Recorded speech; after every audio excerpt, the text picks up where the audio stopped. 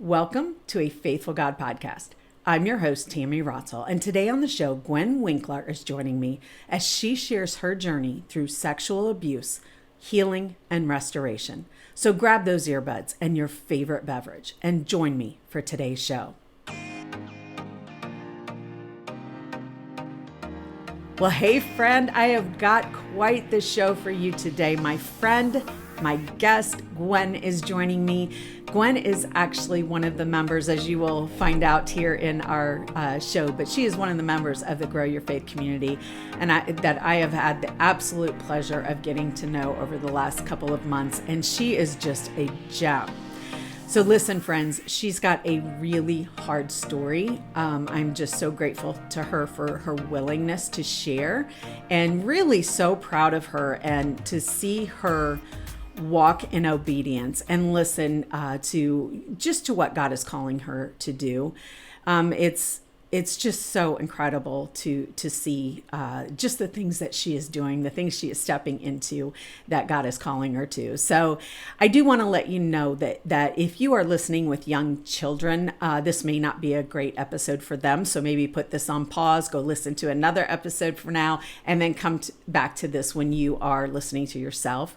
But whether you have suffered this yourself or lived this yourself, or you know someone who has, or whether you are walking in pain, because let's face it, we have all gone through pain in our life. Gwen has so much to share with us, and just really, really helps us just really take that step into healing and restoration. So I'm not going to make you wait any longer. On with my conversation with Gwen. Hi, Gwen. Welcome to a Faithful God podcast. I'm so happy to have you here. Thank you for having me. It's a pleasure being here. Absolutely. So, I always start out letting my listeners know just how you and I met. So you and I just met a couple months ago, probably a couple months ago, but you are in the Grow Your Faith community. You are just like everyone in there, but you are a valued member there. You always have so much great insight, and it's been such a pleasure getting to know you. But if you will, tell us a little bit about yourself. Yes. Now, my name is Gwendolyn Winklaar. I'm Granville.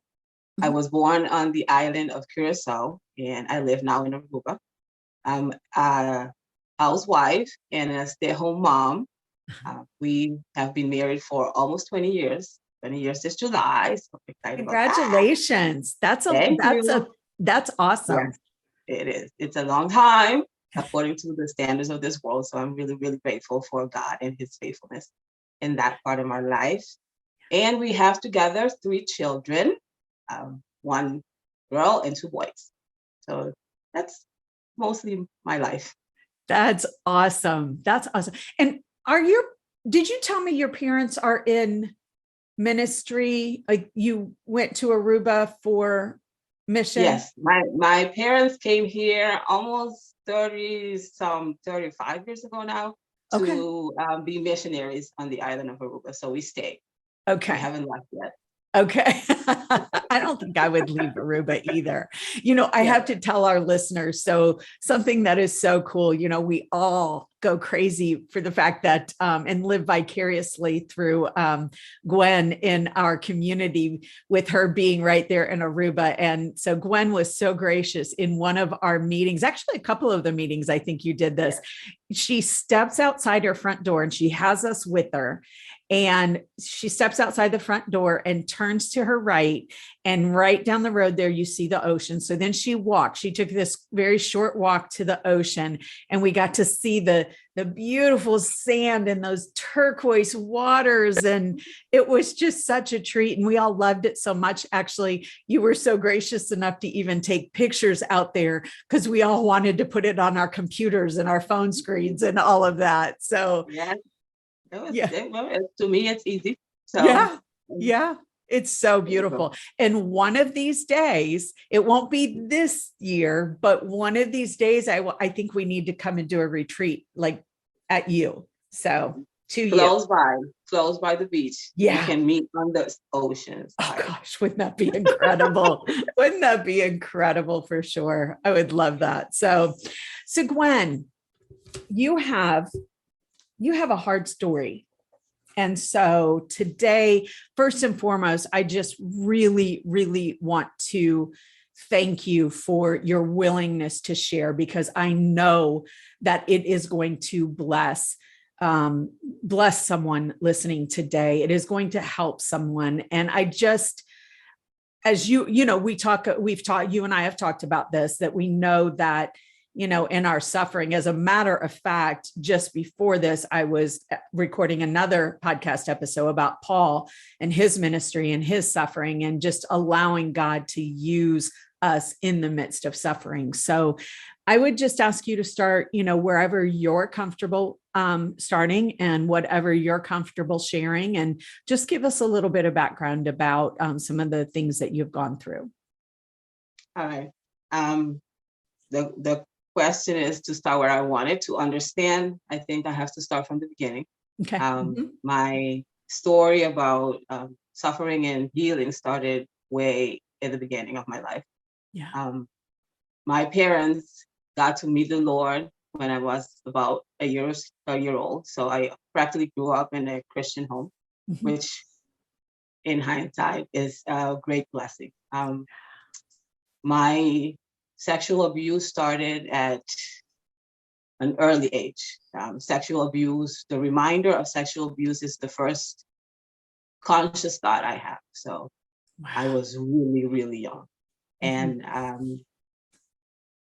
my sexual abuse ended at age 10 when my parents moved from the island. So when I said they moved and it was a blessing, it's because it's the reason why my sexual abuse stopped. I was sexually molested between the age of 2 and 10 by different men, sexual raped, molested, fondled by different, I think there's a girl in there also, but it was hard, and it wasn't continuously, but in my mind, and it was constant. And yeah, my parents also, we moved to Argentina for my parents getting ready for Bible school and stuff like that. And I thought my abuse would stop, but one of the abusers followed. So it's been, yeah, a constant abuse until the age of 10. By the time I turned 11, I decided that I wasn't going to trust in anybody, because nobody is trustworthy. And that included my parents and God. Yeah. I said, I'm going to do this on my own, because life is hard. I have to tell you that my parents didn't know. You keep these things secret as much as you can because of the shame and everything else that, like the culture of secrecy you grow up with. So you keep it, you know that it's not right. That you actually don't know what's going on to you, but deep down you know it doesn't feel right. So you keep it inside as much as possible. And I also have to say that when my parents found out, they helped us as much as they could, and they believed us and dealt with as best as they could. So I'm really, really, really grateful for that. Yeah. Yeah. And I'm sure there has had to have been a healing process for your parents as well. Yes. It's hard whenever I grew up and I started thinking about it, because when you're abused, you're trying to survive. And you're mostly, a lot of times you're really selfish, because you're trying to survive and help yourself. And then whenever God started healing my soul and I was thinking about it, and I was like, it must have been really, really hard for my parents. Oh, yeah. Because they were God-fearing men and women, men and women, and they still are. They still love the Lord, and it was hard for them to handle all that. But they, I have seen faithfulness and consistency in their lives that has helped me in my healing process also. Oh, so Gwen, well, first of all, no child should go through that. And I'm so sorry you had to go through that. I really am. Yeah, I'm going to get teary-eyed here.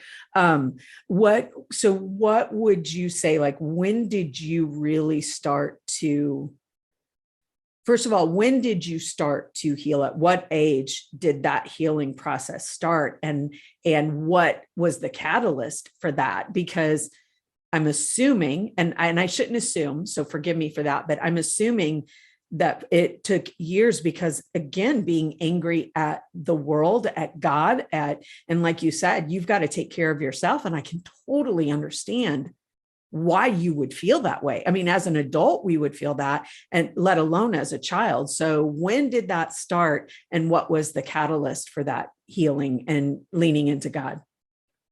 Okay. I have to say that I grew up in a Christian home, so God was always present. The kind of, you have to go to church.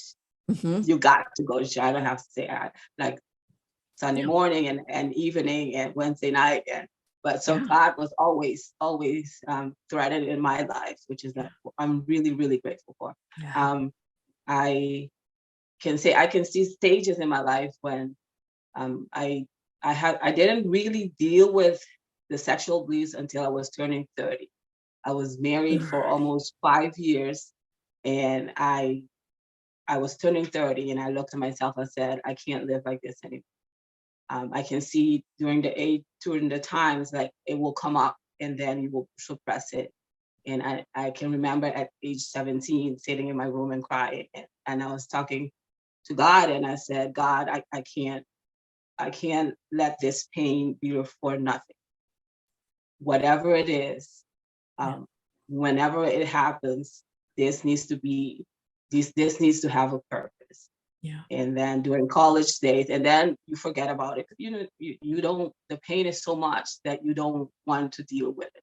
Yeah. And whenever I was in college, I got confronted with it again because I went to a Christian school, and I went to Clearwater Christian College down in Clearwater, Florida. It's not there anymore, closed, which is a shame. But one of the petitions at night when we did devotions was of a little girl that was being sexual abused, and that brought everything up again. And I think it's the first time I told one of my best friends what was going on, what happened to me. And then whenever I was dating my husband, I told him what happened to me. And then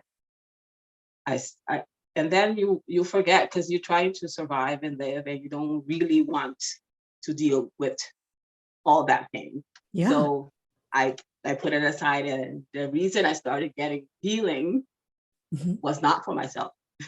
I was married, and I could see how my brokenness was affecting my marriage. And I said, this man cannot be married to this woman for the rest of his life. I don't think it's fair to him. So I started healing for him. And then I said, I'm worth it also, because you don't think that's you right. are worth it. Yeah. So my real healing started.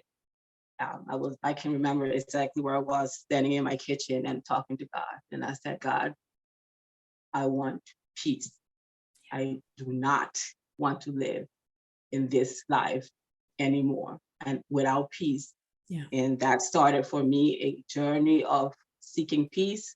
And that means seeking God constantly and purposely. So that is what happened. It was, turning 30. I said, I can't live with this for the rest of my life. So that was it. It was, you survive, you don't live. And I was living. It was so bad that I couldn't look at myself in the mirror. I mean, you put your makeup on, but you don't pay attention to who's in the mirror, because you don't want to see the pain and the shame that is on your life. Yeah. But, oh, Gwen, so I feel, I'm trying to think of the best way to say this, but so when you have a pain that deep, and I'm not trying to put words in your mouth, I'm trying to just try to, I don't know why, but just put some words to it. But it's almost like there's something inside you and you like take that and you close it and put a padlock on it because we want to, like you said, we want to survive. And though we aren't living, but to face some of those things means opening that box and going through that pain again. In fact, I just had someone email me just yesterday and said, Timmy, I'm choosing to trust him because, as we talk about in the Grow Your Faith community all the time, it's not a feeling, it's a choice. And, through some of those, eventually, yes, it becomes a feeling. Yes, of course, I trust God. But when we're in the midst of that suffering, it's a choice. And she said the same thing. I need some prayers because I'm about to go do something that's going to open that box up again. And I'm not ready to do that. So would you agree that that's kind of like what you were saying, like what you were feeling? Is that correct? I don't want to put words in your mouth, but is that correct? Yeah, the pain is big and it looks like it will kill you. Yeah. And when you have gone through pain for so long, while my goal in life was never, ever, ever to feel pain again. Yeah. So you bury anything and you avoid anything that is going to cause you that pain. Yeah. And then in order to find healing, you need to be able, I always tell the people that I'm teaching or counseling that you need to get tired of being sick and tired. And then, and then you can start the healing process, and then it will take courage, it will take time, and a lot of time in crying and going through the process. But my husband always tells me, don't forget to tell them it's worth it. Yes. So at the end of it, all the going through the process of opening up that door that you locked, and walking through the pain is going to be worth it. And it's good to remind people that you don't have to stay in the pain. You open it, you walk and work through it so you can reach the other side. Yeah. And the other side is everything that you want. So yeah, for sure. Which is so true. And now that, we can remember the pain and how difficult it was to walk through, but now I don't know that we ever fully make it to the other side, but now that we're on, we've experienced healing and stuff like that. And I say because we all experience some form of pain, though not everyone experiences it to the extent that you have. And it just breaks my heart. But knowing that the only way is through it. Yes. It's not around it. It's not jumping over it. It's not turning our backs on it. And so tell me, Gwen, what do you, because tell me, you mentioned it. Who is it that, because you are a leader, you teach as well. So who are these women that you are talking to? Are they women in your congregation? Are they women? Well, I do two things. Right now I'm not teaching, but I used to teach a group of women in my congregation. My dad is the pastor, so he gave me, we had the chance to teach women for about 5 years. But I also counsel. We have a group counseling program that I work through with. So I teach women that have been sexual abuse in their childhood. So that is a program that we go through so they can find healing themselves. That just makes me want to cry because, Gwen, that's something. Look at what Satan tried to do.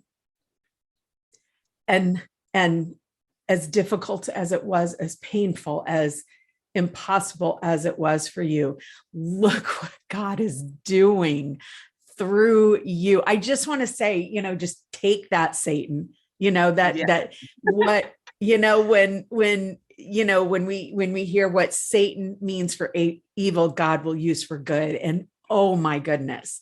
When I talk to, sorry about that. I'm supposed to be I'm supposed to be strong for you, but this is just like, this is the, like, it just makes my heart just explodes with love for this. And when I talk to human trafficking survivors, I'm have joined the anti-trafficking movement a couple of years ago, and same kinds of things. It just is incredible to me, the healing that God can do.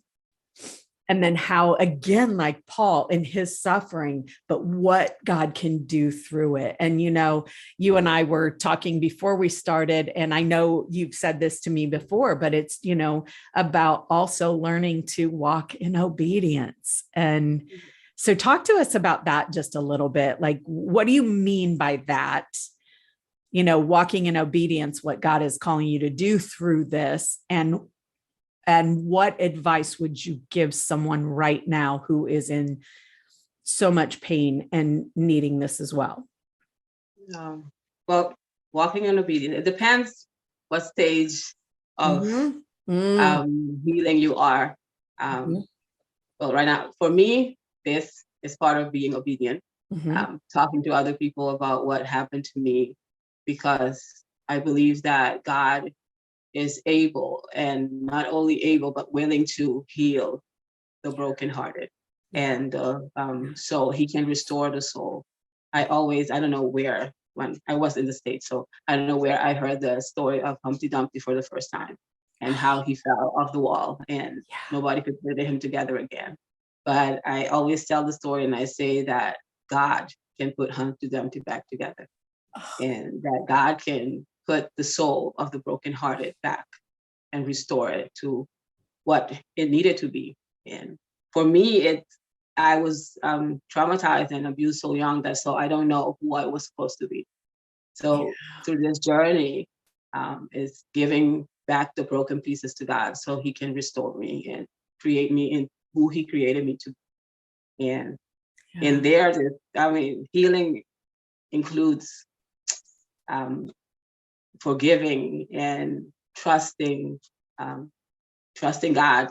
So when he says, trust me, then do I obey and give it to him, or do I not obey and hold it because, you know, I have trusted before and it didn't work out. So that part of being obedient. And then for those that are going through this right now, I mean, if you are being abused, speak up. I know it's one of the hardest things that you will do. If you're young, old, it doesn't matter what age you are, speak up, pray, find somebody that you can trust and speak up. And if you have gone through abuse and have never told anybody, speak up. Because I know of women that go through their entire life holding that secret, and they never, ever, ever tell anybody. And then if you have spoken up and you reach the end of being sick and tired, find help. Counseling is not a sin. If you have to find counseling, find counseling, preferably a Christian counselor that can guide you through it. But God can use whoever and whatever to help you find your healing. And, you know, life is worth living. Don't just survive, to live. So, you mean, and the process of healing so you can find healthy living is worth it.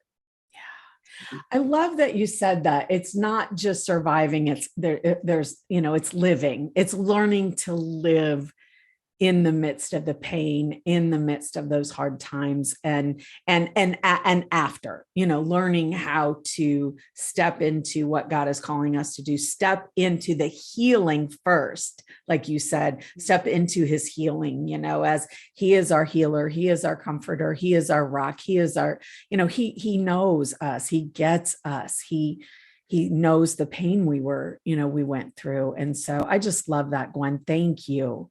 So another question that I have for you is, what advice would you give to someone who is trying to help somebody else walk through that right now? What advice would you give them in this moment? Well, I was thinking, I thought about that question. I was like, it depends where you are, who you are to this person. It's true. My husband was such a constant, steadfast, like rock. I was a mess. And he, he helped me through by listening when I needed to be listened to, by holding me, by sometimes asking the hard questions that I didn't want to hear. But those things are part of the healing. And it all depends on how much that person is wants to listen to. When it came to my parents, especially my mom, through the abuse and some stuff that she did not know, it turned me off. My relationship with my mom went on the rocks for a long time, but she did not understand why. But she was wise enough to permit me to have different mothers that mothered me through all of that. So if this person is not listening to you or doesn't want to take your love or acceptance at that time, pray or help them find somebody that they can trust. And I can say that through this process, God has restored my mom's and I relationship in a way that I can only glorify God for. Yeah. Because, God restores, and, God, God can do all of that if we allow him and come to him with our broken pieces. He can. Yeah. Allow him. Put them together. Yeah. That's the thing, right? Allowing him to do that. In the community, we've never met your husband, but can you just give him the biggest hug for me? Because and again, look what God did to bring you this man who loves you so much that he wants to see you healed. He wants to help walk through that with you and see you healed. I mean, that's just incredible. And like you said, I tell people all the time, if it wasn't for him, I don't know where would I be, because he has given me the space to fail, to grow, to walk through. And I call him a saint, and my parents. Yeah, absolutely. I like that you also said he's given you the space to fail, because we don't walk through this kind of pain perfectly. Oh no. Or continuously. Exactly. Yeah. I'm pretty sure my healing could have been shortened if I allowed God to continually work through it in one stint. But sometimes, the pain gets so much that you just throw everything in the air and said, I think I'm going to put that on pause for a while. And then, but then you realize that it's not worth it. You have to go back to God in the healing process, so you can, finish what you started. And if you want to live the life that is whole and full of joy and peace, then you have to walk through that process. So, I'm so glad you said that, because I think we all do that. Something that I've talked about in different things, on different episodes, and also different episodes, and, in blog posts and newsletters and all of that, is as painful as it is. We do, if the more we fight it, the longer we're going to sit in that brokenness. And not that it's easy, but we do. And when I say we do, myself included, there's something that I'm working through right now that I keep putting the lid back on, because I'm like, I need a break for a few days or something. And it's like, Tammy, just go. And I know this. I know all this stuff, but sometimes you need a break, and sometimes you can find. I mean, the more healing you get, how better to give yourself a break in healthy ways. That doesn't destroy all the work you have done. Okay, so I'm sorry, I didn't mean to interrupt you. speak to that. What are some healthy ways to give ourselves a break? I know I didn't ask you that in the outline, but you just hit on that. And that is so important. So tell us that, Gwen. If it gets too hard, then you can find, if depending what hobbies you have. Meaning, I have the ocean, so I can go swimming, I can go walking. Sometimes, and I've heard one of the teachers I've heard, it's like if Netflix for like an hour is what you need, but make it conscious. Don't make it something that you do out of hiding, as we hide in order to survive. We hide. And most of the world is hiding from their pain in one way or another. Sometimes you find alcohol, and sometimes you find sex, and sometimes you find food, and you hide. And so you can survive. So find something that you can, ask God, what can I do to find rest? And then come back to this in a healthy way. So ask God, right? Make that ask. If we just ask him, so often we try to do it or find it on our own when we just say, hey, God, show me something, a healthy way, reveal to me something healthy that I can do to take a step back. I just need a breather for a little bit.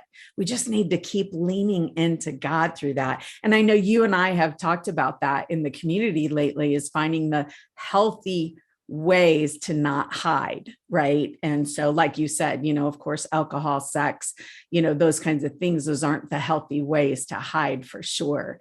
So I thought that was really, really powerful. The first time you mentioned that. And I can't remember, it may have been in our group coaching call, I'm not sure, but it was just, I'll be honest with you, I haven't said this to you, Gwen, but when you said that, it really has made me think. I think every single day I've thought about that since you said that. So it's been powerful, my friend. Powerful. So yeah. Good stuff. Good stuff. Is there anything else that you would like to share with our listeners? Yes. I want to tell that person that is in it, and abuse, not only sexual abuse, abuse, any kind of abuse that teaches you that the world is not safe or kind. Find the help that you need. And I say, lean in Jesus. I keep telling people there's no brokenness or dead places that if you allow Jesus, that he cannot bring back to life. Amen. His presence, accepting his love, his forgiveness, his covering, and give him the broken and ugly places that you don't want.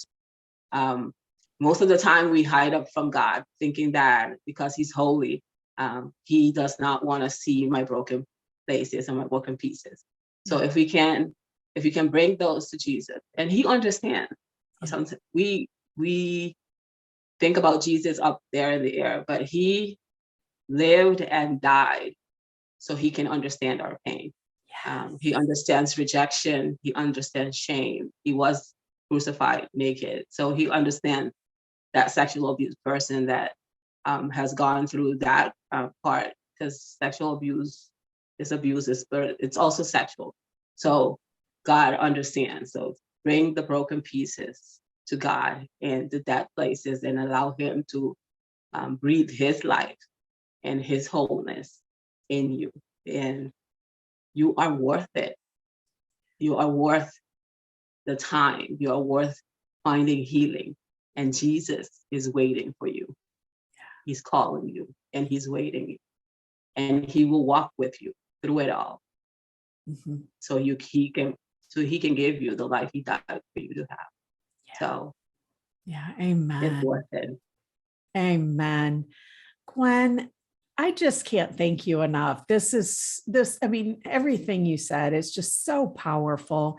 And I have no doubt there are many out here who need to hear this today. And whether it's sexual abuse, any other type of abuse, or just any kind of emotional pain that they have been through. And let's face it, we I mean, gosh, right. The Bible teaches us in this life, we will have trouble. I mean, it's not going to be easy. And I think the important thing to remember is that just because we're walking close to God doesn't mean that we're not going to go through these impossible situations, these things that are going to take us out at the knees. But Satan uses those situations to make us think that we aren't worthy, that we aren't loved, that we have to hide in shame. And I just love to see through your story just how God is saying, he's bringing so much light into the darkness and gosh, through your story. And again, I just want to say, take that, Satan. Like, you have no power here. And I just love it. So, well, Gwen, thank you so much for joining me today. And thank you again, gosh, for your willingness to share your story. I know that could not have been easy. I totally understand that. And I respect that. And I just truly appreciate you, my friend. Yes. Thank you for having me. Thank you for allowing me to tell my story. And Absolutely. All these women, because I know there's a lot of them in the Christian church, in the body of Christ. Just because Christ saved us doesn't mean he has done all the work. Yeah. So it's okay to deal with the brokenness. And I want to tell all of them that wholeness, wholehearted living is possible through Jesus. So good, Gwen. I think we could just talk for hours. I really do. I could totally do that with you for sure. So, well, Gwen, thank you again. I truly, truly appreciate your time today. Thank you. Mm-hmm. Whew. It was a good episode, wasn't it, friends? It was a hard episode, and it just, as you saw, I shed a little tears, or a few tears, I guess I should say. And, the fact that the idea that something like this goes on in our world it's not okay. It's vile, it's heinous, and it is Satan through and through. I mean, he has his hands all over it. But what I also love about Gwen's story that just makes me want to just shout from the rooftops, is just how good and faithful our God is. He's our healer. He is our restorer. And what Satan means for evil, God will make something. He will bring something beautiful from it, for sure, if we allow it. But gosh, trying to walk through that pain, I know it's not easy, my friends.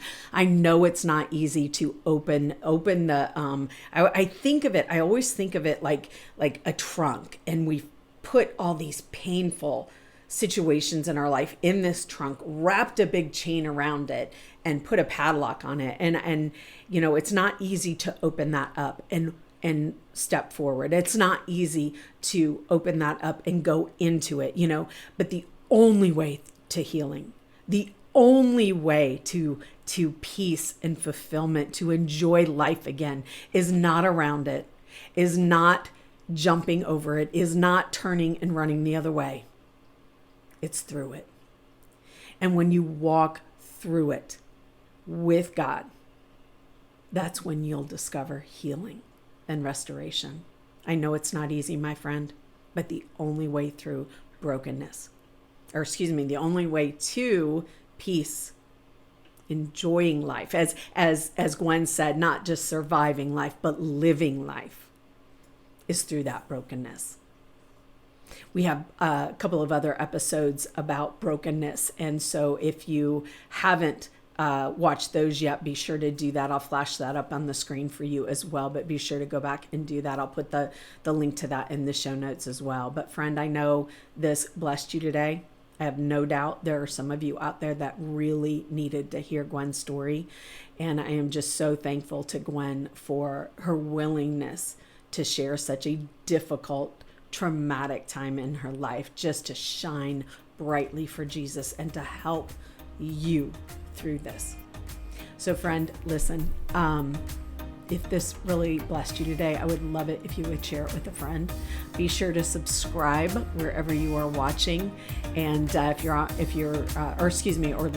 subscribe wherever you're listening. That's what I mean to say. And then give me a big thumbs up and leave a comment on YouTube. I would really appreciate it, and I love connecting with you.